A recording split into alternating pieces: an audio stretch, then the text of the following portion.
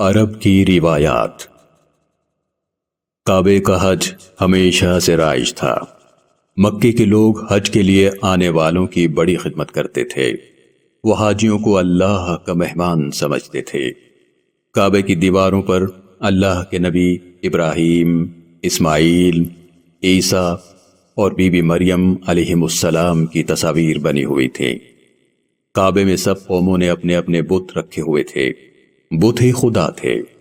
بتوں پر انسانی گوشت اور خون کے چڑھاوے بھی چڑھائے جاتے تھے۔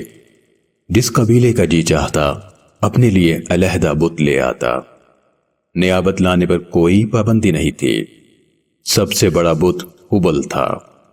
قبیلہ بنی خزاعہ کا سردار عمرو بن لحی اس بت کو ملک شام سے لایا تھا۔ اس کے بعد حبل ان کے لیے سب سے بڑا خدا ہو گیا۔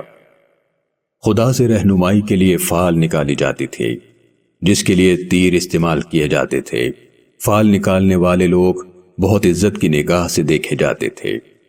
اہم کام کرنے سے پہلے، سفر کرنے سے پہلے، قربانی کے لیے یا کسی کو سچا ماننے کے لیے فال نکالنا عام تھا۔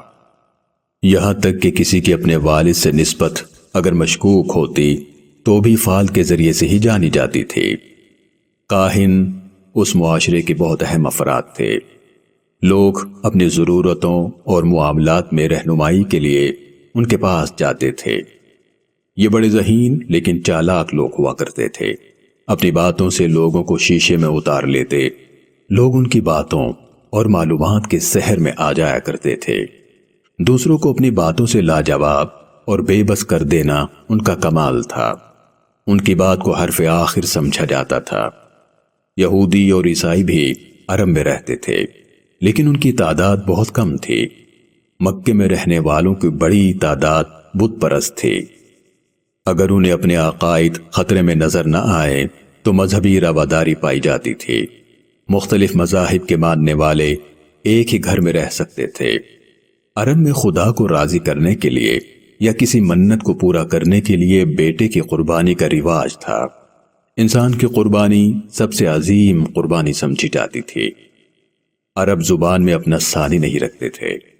عرب اپنے علاوہ باقی دنیا کو عجمی یعنی گونگا کہتے تھے۔ ان کے نزدیک زبان صرف عربی تھی۔ ان کی زبان بہت وسیع ہے۔ عربی زبان باقی زبانوں کی طرح زمانے کے ساتھ تبدیل نہیں ہوئی۔ اگر آج 2000 سال پہلے گزرا ہوا کوئی انسان واپس آ جائے تو عربی زبان کو اسی انداز میں سمجھ پائے گا۔ شاید اسی لیے اللہ کریم نے آخری کتاب قرآن مجید کو عربی زبان میں نازل کیا۔ عرب اپنی عبادت گاہ کو اسلام سے پہلے بھی مسجد ہی کہا کرتے تھے۔ تمام خامیوں کے باوجود کوئی عرب جھوٹا کہلوانا پسند نہیں کرتا تھا۔ جھوٹ بولنے والے کی کوئی عزت نہ تھی۔ عرب بہت خوددار تھے۔ عرب میں کوئی کتاب موجود نہ تھی، نہ الہامی کتاب، نہ کسی انسان کی لکھی ہوئی۔ قرآن کریم عربی زبان کی پہلی کتاب ہے۔ علم کا معیار شاعری تھا۔ شاعر کو سب سے زیادہ علم والا سمجھا جاتا تھا۔ اس کی قدر سب سے بڑھ کر تھی۔ شاید اسی لیے رسول اللہ جب قرآن مجید سناتے تو عرب اسے شاعری کہتے تھے۔ شاعر اپنا سب سے اعلیٰ کلام کعبے میں لٹکا دیا کرتے تھے۔ باقی معاشروں میں شاعر ایک ادیب کی حیثیت رکھتا ہے، جبکہ عرب میں شاعر ایک ہی وقت میں ادیب، طبیب، روحانی پیشوا اور دانشور تصور کیا جاتا تھا۔ عرب میں ذوق کی تسکین کا واحد ذریعہ شاعری تھی۔ ان کے ہاں تاریخ بھی شاعری میں ہی ملتی ہے۔ خوشی، غمی، نیک بختی، شادی یا موت اور صلح یا جنگ، ہر موقع کے لیے شاعری موجود تھی۔ ہر شخص شاعری نہیں جانتا تھا، جس کی وجہ سے شاعر بہت عزت پاتے تھے۔ مشاعرے عام منعقد کیے جاتے تھے اور بہترین شاعر کو خوب نوازا جاتا تھا۔ اس دور میں شاعر ہوا اور پانی کی طرح زندگی کا لازمی حصہ تھا۔ جنگوں میں بہادری کی تعریف اور دشمن کی برائیاں شاعر یعنی عورت اور مرد دونوں ہی کیا کرتے تھے۔ شاعری کرتے ہوئے ساقط حروف کا استعمال بھی عام تھا۔ جیسا کہ قرآن مجید میں بھی ساقط حروف کسی صورت کی ابتدا میں استعمال ہوئے ہیں، جیسے الف لام میم، کاف ہا یا عین صاد۔ اسی لیے اس زمانے میں کسی نے اس بات پر اعتراض نہیں کیا۔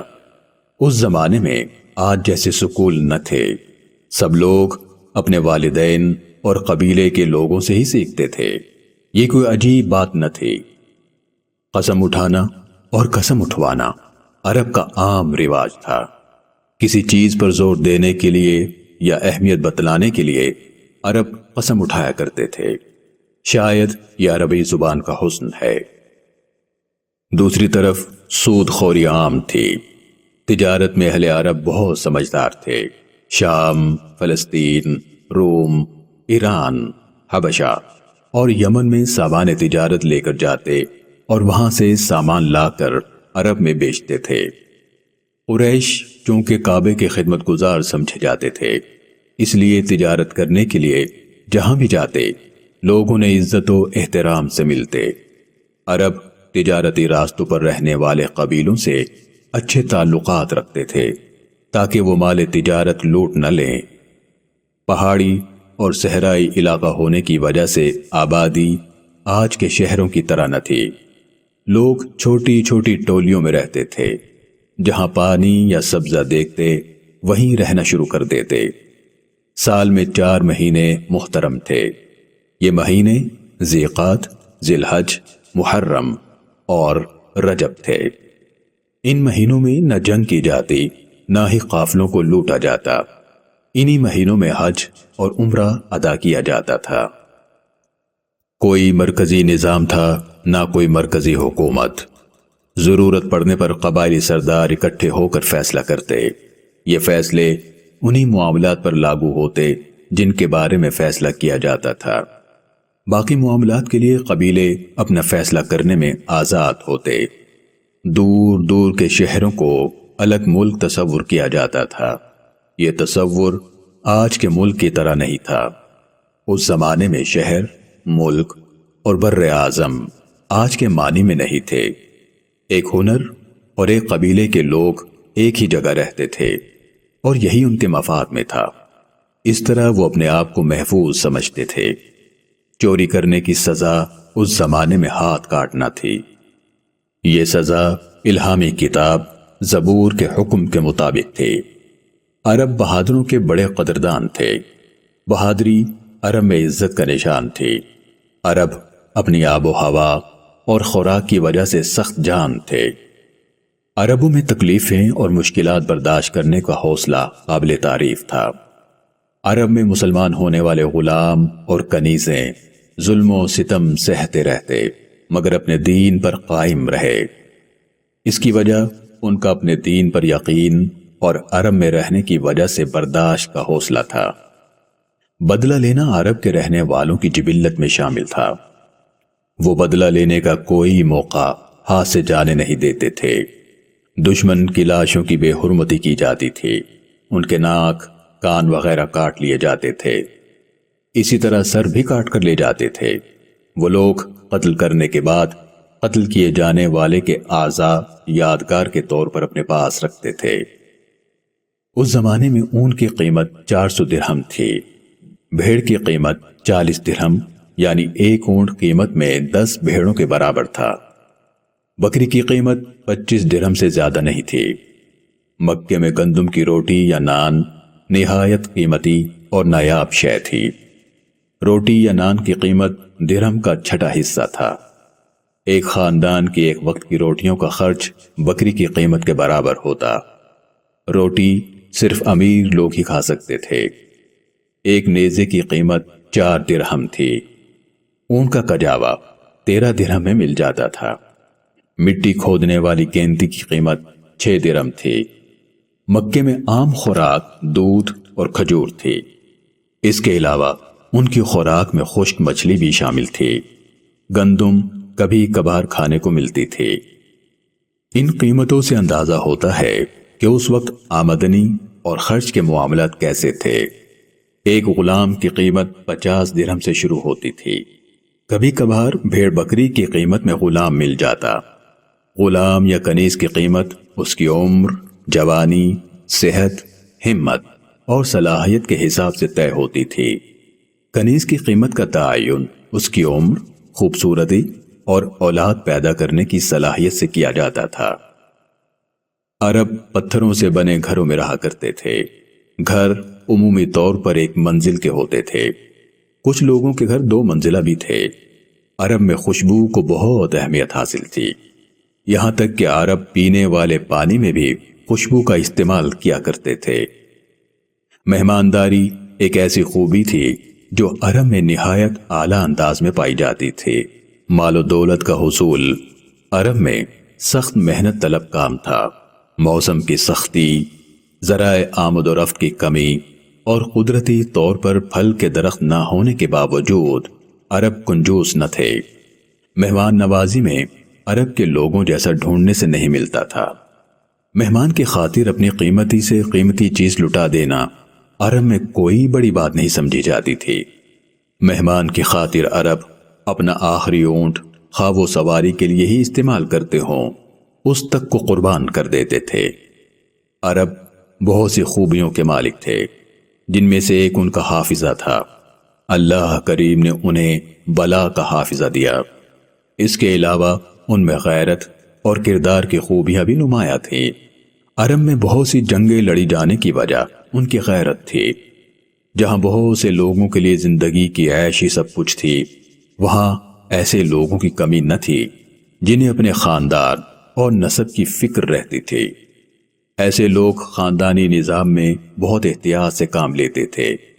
عرب کے شرفاء اپنے لیے ایسی بیویوں کا انتخاب کرتے تھے جو بہت اچھے خاندان سے اور پاک باز ہوں۔ وہ ظاہری حسن و جمال کے ساتھ ساتھ اچھے اخلاق اور کردار کو اہمیت دیتے تھے۔ حکیم بن سیف عرب کا ایک دانشور تھا۔ حکیم نے اپنے بیٹوں کو نصیحت کرتے ہوئے کہا، عورتوں کا ظاہری حسن و جمال تمہیں نسب کی پاکیزگی سے غافل نہ کر دے، کیونکہ کمینہ صفت اور بد کردار اپنے خاندان کی عزت اور بڑائی کو خاک میں ملا دیتی ہیں۔ اسی طرح عرب کے ایک سردار ابو الاسود دوئلی نے اپنے بیٹوں سے کہا، میں نے تم پر احسان کیا جب تم چھوٹے تھے، جب تم بڑے ہو گئے اور اس سے پہلے کہ تم پیدا ہوئے۔ بیٹوں نے حیرانگی سے پوچھا، ہمارے پیدا ہونے سے پہلے آپ نے ہم پر کیا احسان کیا اور کیسے؟